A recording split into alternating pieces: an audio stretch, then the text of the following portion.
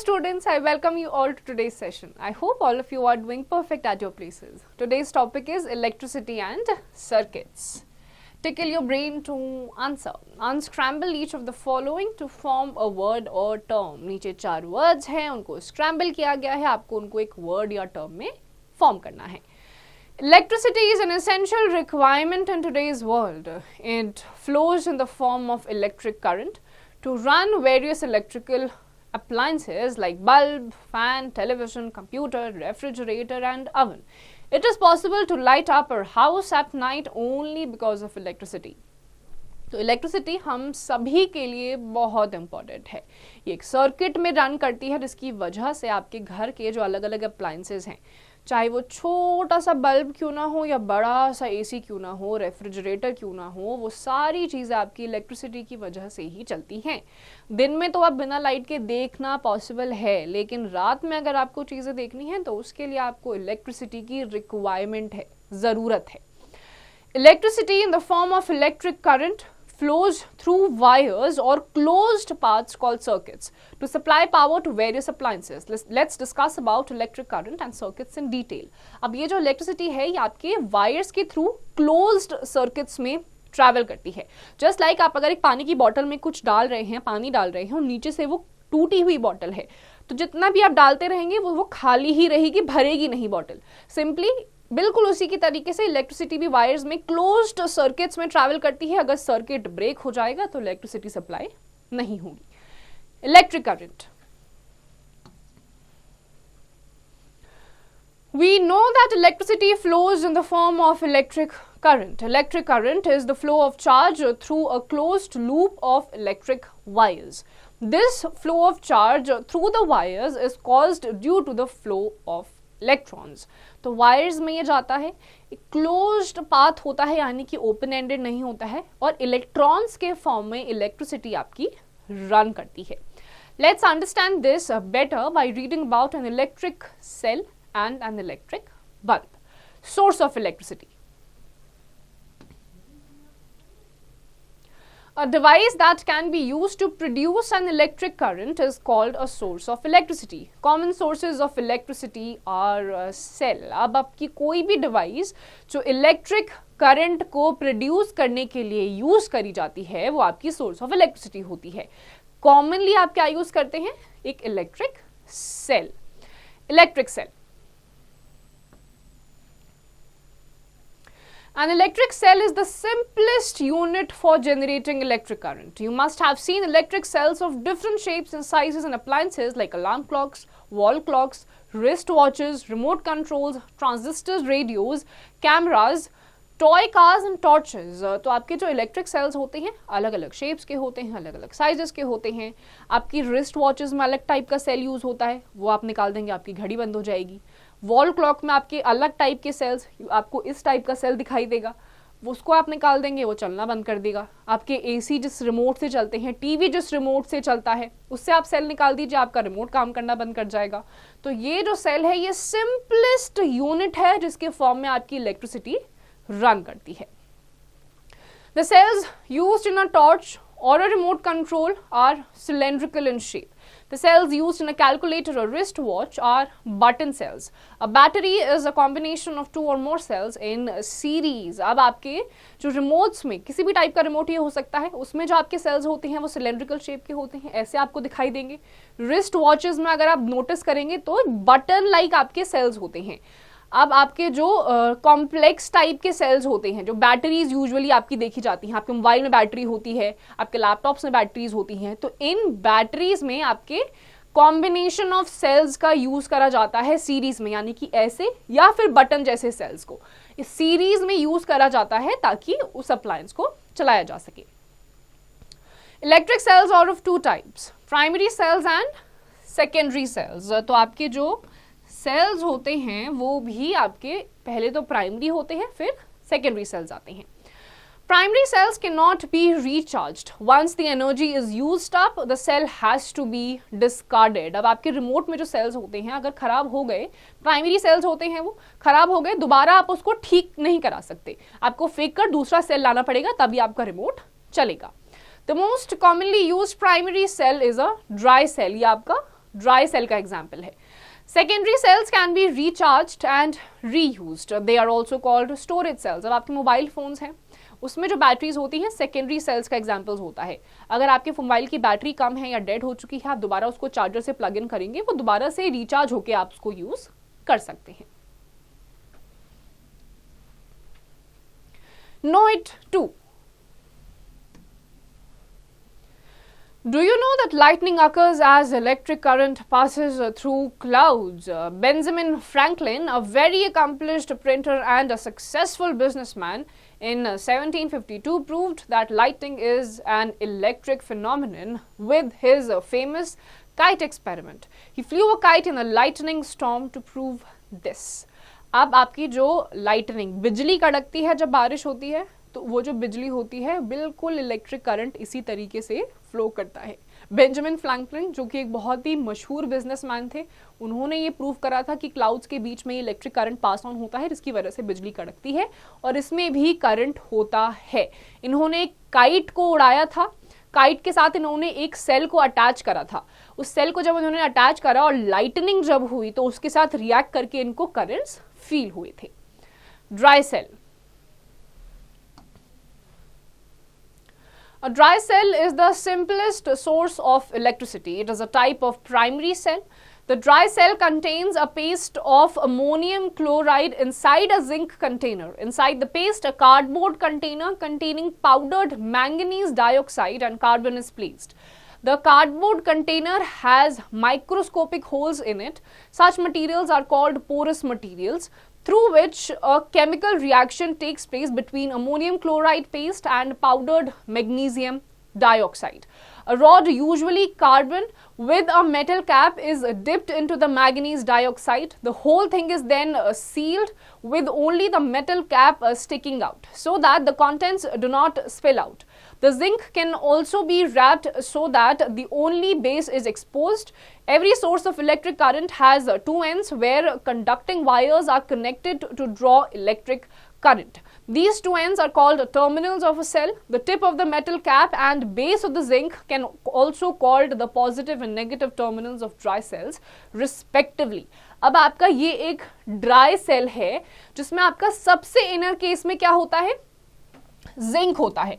उसके बाहर आपकी कैथोड यानी कि एक ग्राफिक की एक आपकी क्या होती है, रॉड होती है। आपके जो सेल्स होते हैं आप कभी नोटिस करेंगे उनका पॉजिटिव और नेगेटिव टर्मिनल्स होते हैं। अगर आप उनको अपसाइड डाउन कभी आप रिमोट में लगा देंगे तो वो फंक्शन नहीं करेगा। अब इनको एक क्लोज्ड कंटेनर कार्डबोर्ड के अंदर इन सबको अच्छे से सील कर दिया जाता है ताकि आपकी सारे के सारे जो मटेरियल्स हैं वो एक दूसरे के साथ लिपट के बाहर ना निकल जाएं। सील्ड कर दिया जाता है और इनकी पॉजिटिव दोनों एंड्स जो होते हैं ऊपर और नीचे के, इनको आप पॉजिटिव और नेगेटिव टर्मिनल्स के नाम से बुलाते हैं। Electric current can be thought of as flowing in from one terminal and flowing out from the other.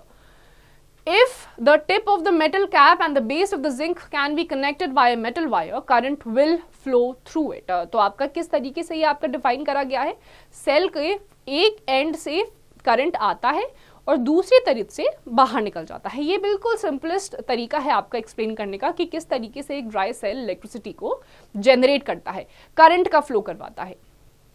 Dry cell has made it possible to invent so many wondered electrical devices. Solar cells. A solar cell is a device which utilizes the heat of sun. Solar energy is used to generate electricity. Solar cells have wide applications in space stations and artificial satellites for producing electricity. In villages and remote areas, solar panels are used for street lighting and operating water pumps. Solar cells are also used in calculators and wrist watches. तो आपका जो solar cell वो ऐसी device है जो आपकी सन की heat को ट्रैप करती है। इस तरीके के आपके सोलर पैनल्स होते हैं, कोई इलेक्ट्रिसिटी की वेस्टेज नहीं होती है क्योंकि डायरेक्टली सन से जो हीट आती है उसको ये ट्रैप कर लेती है और इसको आगे जाके आपकी इलेक्ट्रिसिटी जनरेट करने के लिए यूज करा जाता है। बहुत सारे सैटेलाइट्स इसी तरीके से फंक्शन कर रही हैं। प्लस जो गांव हैं या बहुत पिछड़े हुए इलाके हैं, रिमोट एरियाज हैं, वहां पर लाइटिंग, स्ट्रीट लाइटिंग्स के लिए, इलेक्ट्रिसिटी के लिए सोलर पैनल्स को इंस्टॉल करा गया है। Next is your electric bulbs. An electric bulb is a device that uses the electric current supplied by a cell to produce light.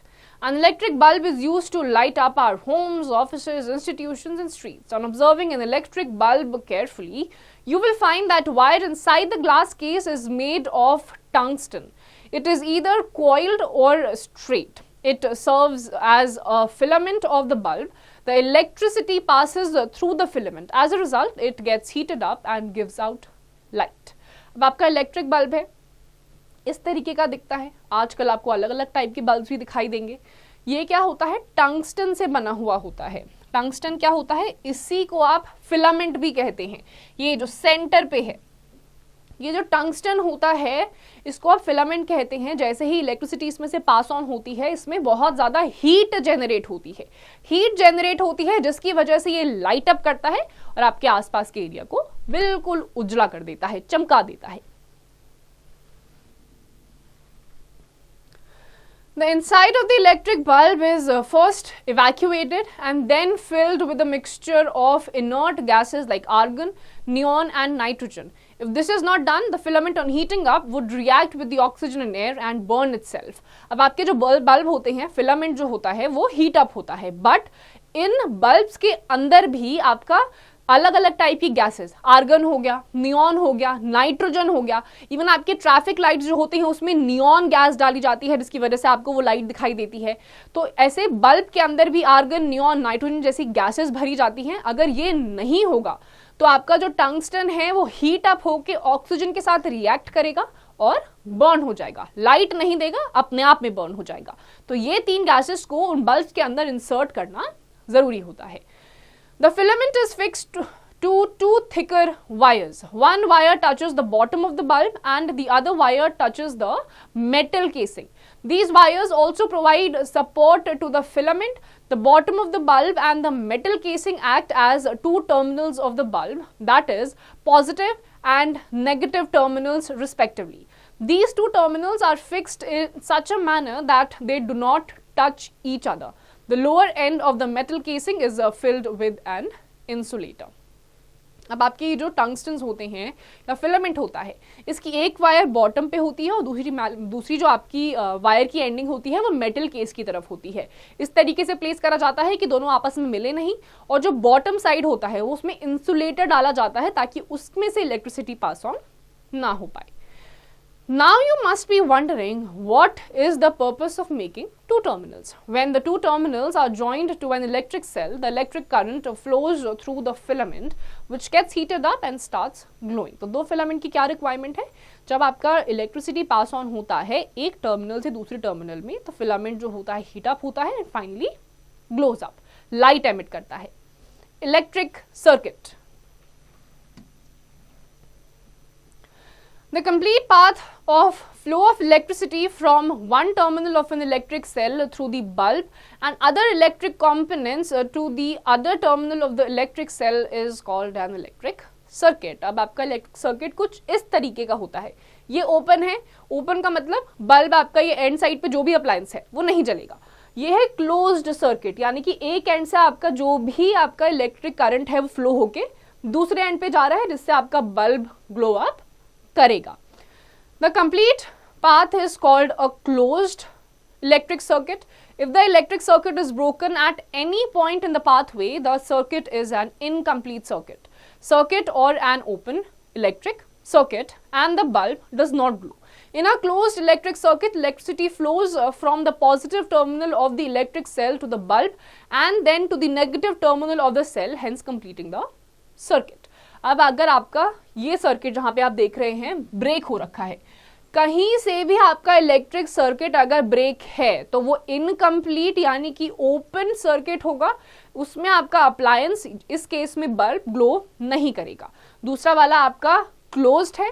Positive terminal से आपका इलेक्ट्रिसिटी फ्लो इन होगा, bulb आपका जलेगा और फाइनली आपका इस साइड से, negative side से वो बाहर की तरफ आ जाएगा. Activity 1.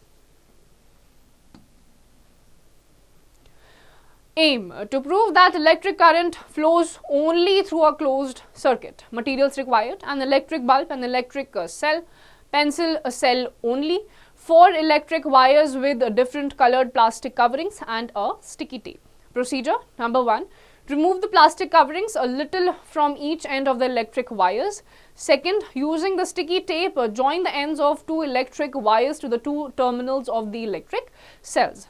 Third, join the other 2 wires to the electric bulb as shown in the figure given alongside. Fourth, now join the free ends of the electric wires in different ways. Find out in which of the cases the electric bulb glows and in which case it does not. Record your observations in the following table. तो इस activity में आपको क्या पता चलेगा कि आपका closed circuit होगा तो ही आपका बल्ब ग्लो करेगा, अदरवाइज नहीं करेगा। यहाँ पर आपको एक इलेक्ट्रिक बल्ब लेना है, इलेक्ट्रिक सेल लेना है, पेंसिल टाइप का, ये जो इस टाइप का इलेक्ट्रिक सेल होता है ऐसा ही लेना है। 4 इलेक्ट्रिक वायर्स लेनी है अलग अलग कलर्स की, जिसकी प्लास्टिक कवरिंग्स हो, और एक स्टिकी टेप लेना है। प्लास्टिक कवरिंग्स पहले तो आप 2 वायर्स में से हटा देंगे और स्टिकी टेप से उसको दोनों एंड्स में इस तरीके से जोड़ देंगे। जैसे ही आप इसे जोड़ेंगे, जैसा फिगर में आपको गिवन है, बिल्कुल इस तरीके से करना है। अब जो आपके फ्री एंड्स हैं इलेक्ट्रिक वायर्स के, दोनों अलग अलग तरीकों के, आपको उसको पहले एक साइड पे जोड़ना है और दूसरी एक्टिविटी में आपको नहीं उसको अटैच करना है। अब आपको बताना है कि कौन से वाले इलेक्ट्रिक सर्किट में आपका बल्ब ग्लो करेगा और कौन से में नहीं करेगा। अभी हमने पढ़ा था, अगर आप एक भी वायर को किसी भी साइड से हटा देंगे, यानी कि आप ब्रेक कर देंगे सर्किट को, तो आपका बल्ब ग्लो नहीं करेगा। Different arrangements of an electric circuit using an electric cell and electric bulb. इस टेबल में आपको डाल देना है कि कौन सा बल्ब आपका ग्लो करेगा और कौन सा सर्किट आपका कंप्लीट है और कौन सा इनकम्प्लीट है। Observation, you will find that electric bulb glows in case where the electric circuit is complete, that is forms a closed loop. This is because the electric current can flow only when its path is complete. Electric switch. A switch is a device that completes or breaks a circuit. Electric switches are used at home to switch on or off of bulb, tube light, fan and other electrical equipment. Hence, an electric switch is used to control the flow of current in an electric circuit. तो ऐसे switches आपने घर पे अपने देखे ही होंगे।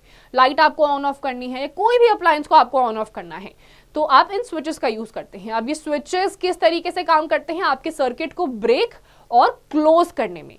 जैसे ही आप स्विच को ऑफ कर देते हैं, आपका सर्किट ब्रेक हो जाता है, जिसकी वजह से आपकी लाइट बंद हो जाती है। जैसे ही आप ऑन करते हैं, सर्किट वापस से क्लोज्ड लूप में आ जाता है, जिसकी वजह से आपकी लाइट जलने लग जाती है। Electric torch. Do you have an electric torch? Have you ever looked inside it? Do you know how it works? The principle on which an electric torch works is very simple. An electric torch has 1 or more dry cells inside which acts as the source. These cells are connected through a switch to a small bulb. तो next time आप कभी भी अपने electric torch को देखेंगे तो बिल्कुल simple सा मेथड होता है। जो आपका इलेक्ट्रिक टॉर्च होता है उसमें ड्राई सेल्स आपके होते हैं, एक या एक से ज्यादा ड्राई सेल्स होते हैं जो आपके सोर्स ऑफ इलेक्ट्रिसिटी की तरह काम करते हैं। जैसे आप उसे ऑन करते हैं सर्किट कंप्लीट हो जाता है, जैसे बंद कर देते हैं सर्किट ब्रेक हो जाता है। When the switch is pushed to the on position, the circuit is complete, closed and the bulb glows. When the switch is pushed off position, the circuit is incomplete, open. Now the current cannot flow through the current and the light goes out. Activity 2.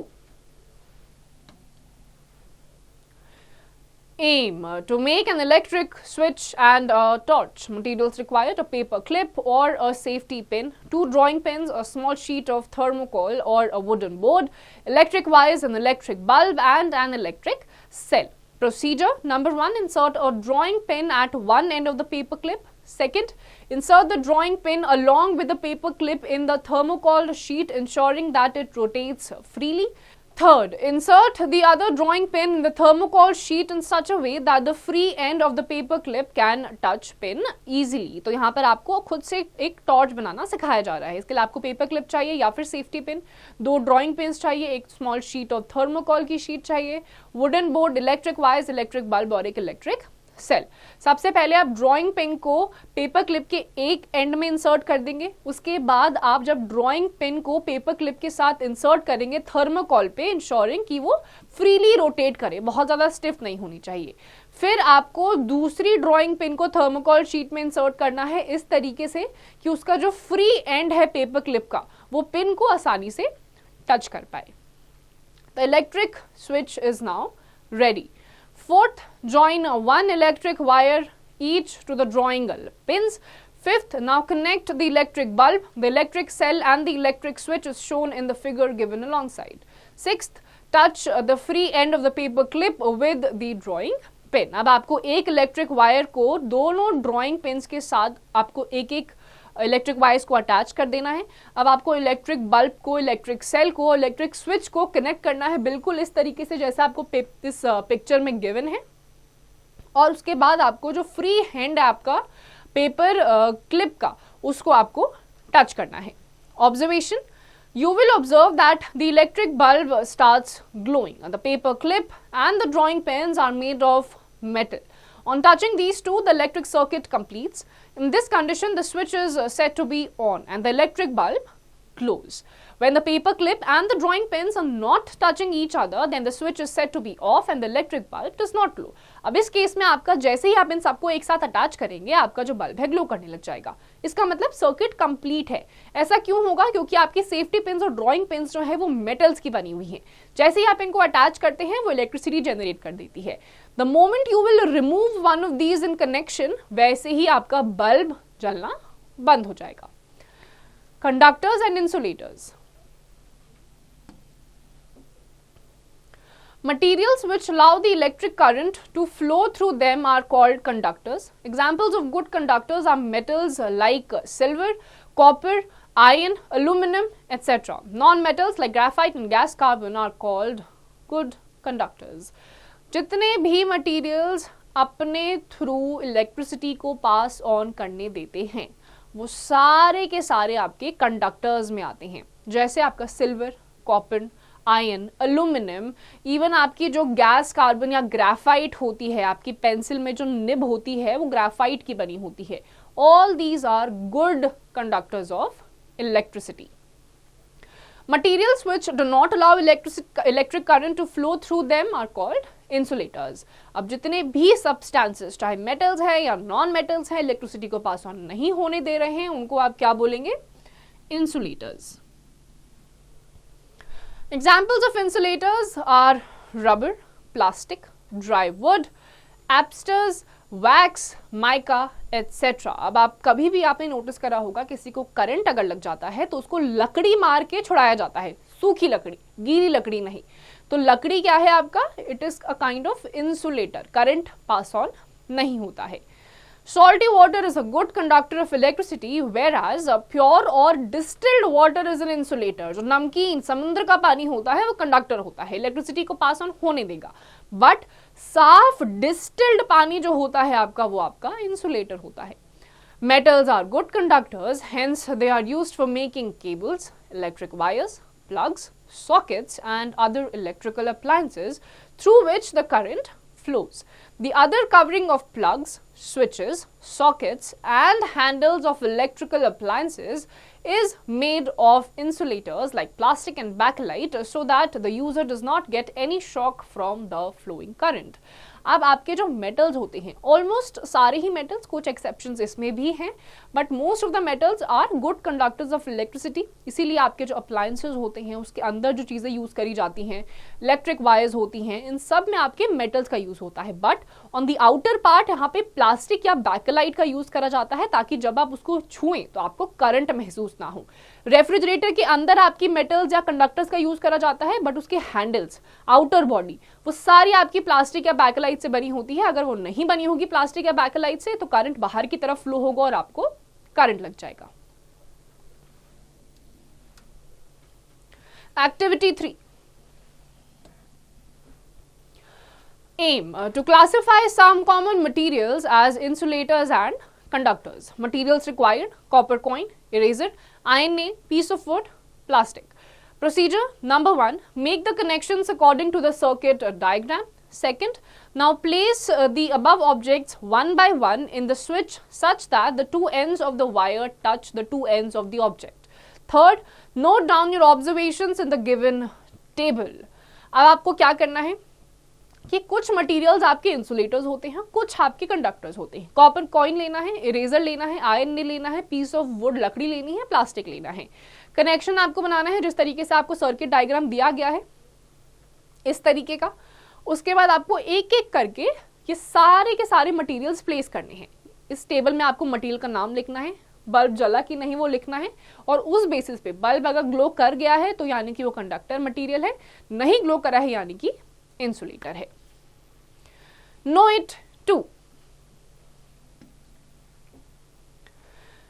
You might have seen the danger symbol of skull and crossbones at electric poles, electrical substances and other places. It is used to warn people from danger. तो इस तरीके का symbol आपको usually बड़े बड़े poles, electric poles पे दिखाई देगा ताकि आप उनसे दूर रहें. Keep in mind, electric current, the movement of charges through a closed loop. Electric circuit, a path for an electric current to flow is called an electric circuit.